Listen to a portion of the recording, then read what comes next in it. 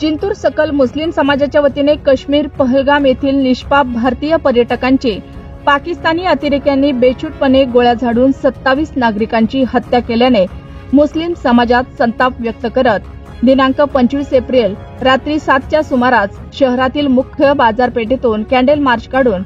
पाकिस्तानचा धिक्कार केला आहे। शहरातील दादा शरीफ चौक परिसरातून हजारो युवकांच्या उपस्थितीत कॅन्डल हातात घेऊन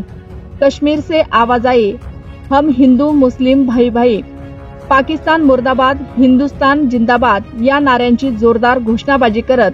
बस स्थानक परिसरात असलेल्या शहीद अब्दुल हमीद चौकात भव्य जमावाला अनेक मान्यवर मंडळींनी संबोधित करत घटनेची तीव्र शब्दात निषेध व्यक्त करत भारत सरकारने अतिरेक्यांचा शोध घेऊन त्यांना श्रीनगर येथे भर चौकात मृत्यूदंडाची शिक्षा द्यावी, पाकिस्तान देशाला जागतिक पातळीवर अतिरेकी देश म्हणून घोषित करावे, पाकिस्तानवर आर्थिक निर्बंध घालावे, पुन्हा पाकिस्तानमध्ये घुसून सर्जिकल स्ट्राईक करून अतिरेक्यांचा खात्मा करावा। संपूर्ण भारतीय मुस्लिम समाज सरकारच्या पूर्ण पाठीशी आहे। शेवटी पहलगाम येथे अतिरेक्यांच्या हल्ल्यात ठार झालेल्या भारतीय नागरिकांना भावपूर्ण श्रद्धांजली देण्यात आली होती।